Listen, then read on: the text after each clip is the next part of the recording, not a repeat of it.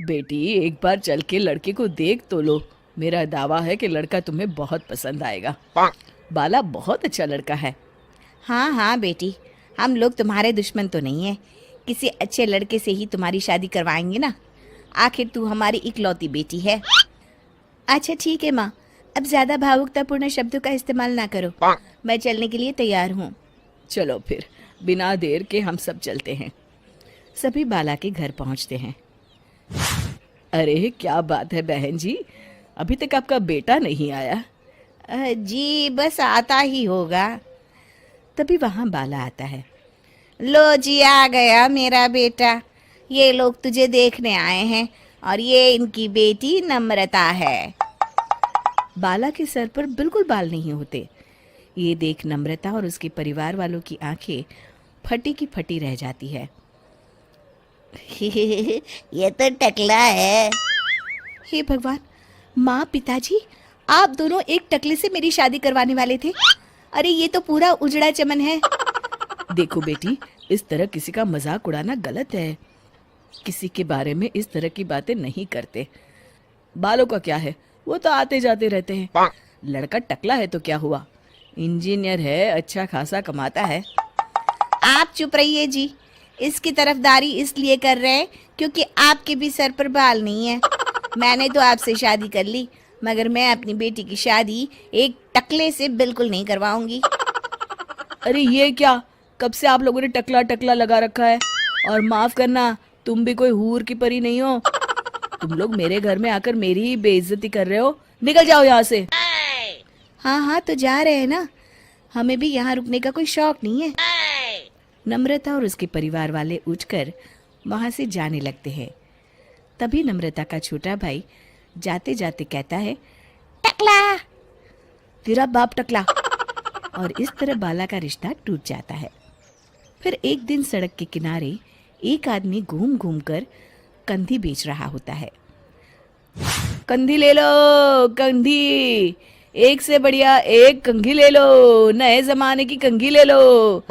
अरे भाई ये ले लो। घूमते घूमते वो बाला के पास पहुंच जाता है। अरे भाई साहब, कंधी लोगे क्या? ये लो। तभी उसकी नजर बाला के सर के ऊपर पड़ती है। अरे माफ करना भाई साहब, आप इसे लेकर क्या करोगे? आपके सर पर तो बाल ही नहीं है। आपका तो स्टेडियम पूरा खाली है। चलता हूँ। कंधी ले लो, कंधी ले लो। कंधी वाले की बातें सुनकर बाला को बुरा लगता है।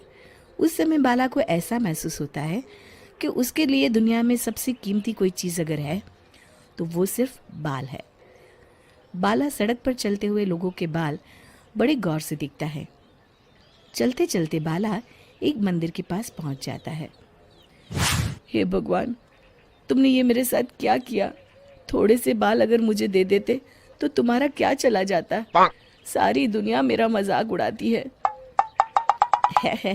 अरे भाई, आज पहला इंसान देख रहा हूँ जो मंदिर आकर भगवान से अपने लिए बाल मांग रहा है। बेटा, भगवान ने तुम्हें सब कुछ तो दिया है। अच्छी सेहत है, अच्छी नौकरी है। लगता है तुम्हारी तबीयत ठीक नहीं है। घर जाओ, सब ठीक हो जाएगा। बाला वहां से चला जाता है। घर पहुंचकर बाला खाना खाता है और अपने कमरे में सोने के लिए चला जाता है। फिर सुबह जब बाला सोकर उठता है तो आईने के सामने अपने आप को देखकर हैरान हो जाता है। बाला के सर पर एकदम घने बाल आ जाते हैं। बाला खुशी से झूम उठता है। अरे ये तो चमत्कार हो गया, मेरे सर पर बाल आ गए। लेकिन ये हुआ कैसे? दोस्तों, अगर आप इस कहानी का दूसरा भाग देखना चाहते हैं तो हमें कमेंट करके जरूर बताएं। बेटी, एक बार चल के लड़के को देख तो लो। मेरा दावा है कि लड़का तुम्हें बहुत पसंद आएगा। बाला बहुत अच्छा लड़का है। हाँ हाँ बेटी, हम लोग तुम्हारे दुश्मन तो नहीं है। किसी अच्छे लड़के से ही तुम्हारी शादी करवाएंगे ना। आखिर तू हमारी इकलौती बेटी है। अच्छा ठीक है माँ, अब ज़्यादा भावुकतापूर्ण शब्दों का इस्तेमाल ना करो। मैं चलने के लिए तैयार हूँ। चलो फिर, बिना देर के हम सब चलते हैं। सभी बाला के घर पहुंचते हैं। अरे क्या बात है बहन जी, अभी तक आपका बेटा नहीं आया? जी बस आता ही होगा। तभी वहां बाला आता है। लो जी, आ गया मेरा बेटा। ये लोग तुझे देखने आए हैं और ये इनकी बेटी नम्रता है। बाला के सर पर बिल्कुल बाल नहीं होते। ये देख नम्रता और उसके परिवार वालों की आंखें फटी की फटी रह जाती है।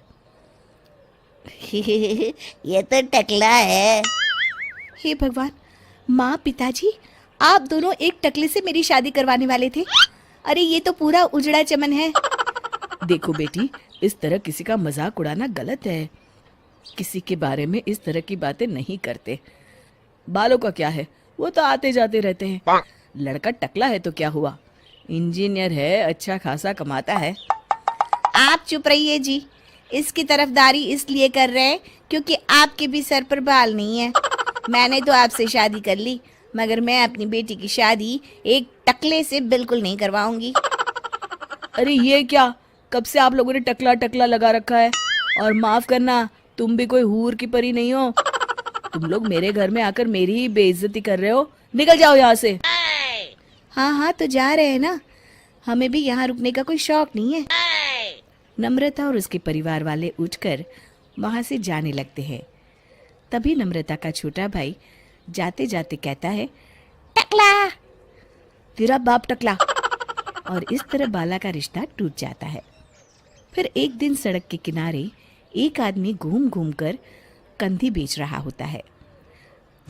कंधी ले लो, कंधी, एक से बढ़िया एक कंघी ले लो, नए जमाने की कंघी ले लो। अरे भाई ये ले लो। घूमते घूमते वो बाला के पास पहुंच जाता है। अरे भाई साहब, कंधी लोगे क्या? ये लो। तभी उसकी नजर बाला के सर के ऊपर पड़ती है। अरे माफ करना भाई साहब, आप इसे लेकर क्या करोगे? आपके सर पर तो बाल ही नहीं है। आपका तो स्टेडियम पूरा खाली है। चलता हूँ, कंधी ले लो, कंधी ले लो। कंधी वाले की बातें सुनकर बाला को बुरा लगता है। उस समय बाला को ऐसा महसूस होता है कि उसके लिए दुनिया में सबसे कीमती कोई चीज़ अगर है तो वो सिर्फ बाल है। बाला सड़क पर चलते हुए लोगों के बाल बड़े गौर से देखता है। चलते चलते बाला एक मंदिर के पास पहुंच जाता है। हे भगवान, तुमने ये मेरे साथ क्या किया? थोड़े से बाल अगर मुझे दे देते तो तुम्हारा क्या चला जाता? सारी दुनिया मेरा मजाक उड़ाती है। अरे भाई, आज पहला इंसान देख रहा हूँ जो मंदिर आकर भगवान से अपने लिए बाल मांग रहा है। बेटा, भगवान ने तुम्हें सब कुछ तो दिया है। अच्छी सेहत है, अच्छी नौकरी है। लगता है तुम्हारी तबीयत ठीक नहीं है। घर जाओ, सब ठीक हो जाएगा। बाला वहाँ से चला जाता है। घर पहुंचकर बाला खाना खाता है और अपने कमरे में सोने के लिए चला जाता है। फिर सुबह जब बाला सोकर उठता है तो आईने के सामने अपने आप को देखकर हैरान हो जाता है। बाला के सर पर एकदम घने बाल आ जाते हैं। बाला खुशी से झूम उठता है। अरे ये तो चमत्कार हो गया, मेरे सर पर बाल आ गए। लेकिन ये हुआ कैसे? दोस्तों, अगर आप इस कहानी का दूसरा भाग देखना चाहते हैं तो हमें कमेंट करके ज़रूर बताएं।